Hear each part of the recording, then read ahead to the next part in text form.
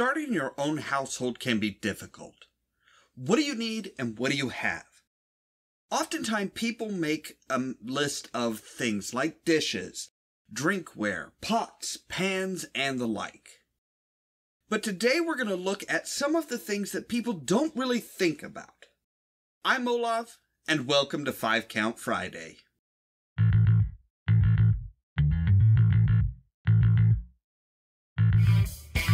You think you know me. You think you can catch me. You think you can trust me.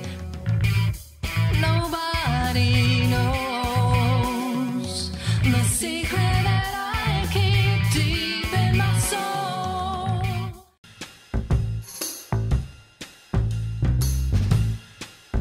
This one should be evident for some of us. Coffee is wonderful, lovely stuff.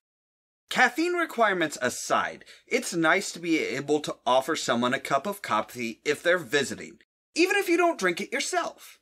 Also, if you and your friends don't drink coffee, a coffee pot has other uses. You can use it to keep a pot of water nice and hot to use in order to make a cup of tea. Or you could put a few tea bags in the pot, set the coffee pot to brew in the morning, and have a nice hot pot of tea ready first thing when you get out of bed.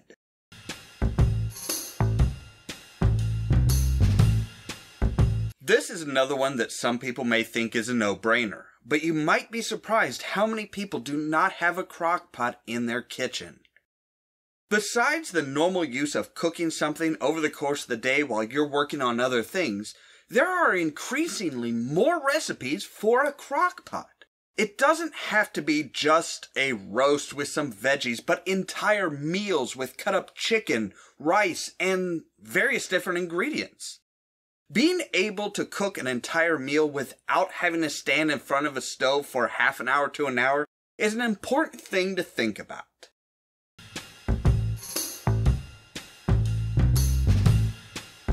This is another one that younger people, in particular, are lacking. Quite a few people have a simple sheet of metal that has all 4 different size shredders, but let's face it, having an entire side to each size hole is much easier to work with. Some of the benefits of a box shredder are being able to buy a block of cheese and shred what you need. It's cheaper than buying a bag of pre-shredded cheese. And my personal favorite is making your own hash browns. Take a potato, shred it, rinse it, dry them, and then fry them up. It's cheaper than store-bought hash browns and actually is easier calorie-wise because it is just potatoes without any additives.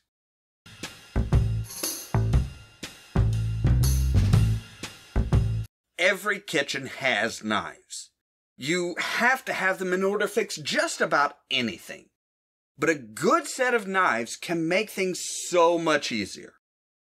Now, for preference, you would want to have a wide selection of knives. A large one for cutting thick meats, a smaller knife for more detailed slicing. Another thing to look at when buying a knife set is a sharpening rod. Now, you can find tons of different sharpeners, but a good knife set should come with the rod.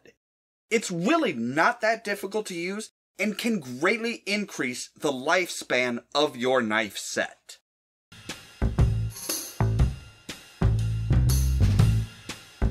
This is an interesting item on the list because when I put out a poll asking what was something every kitchen should have, nobody thought to say a fire extinguisher.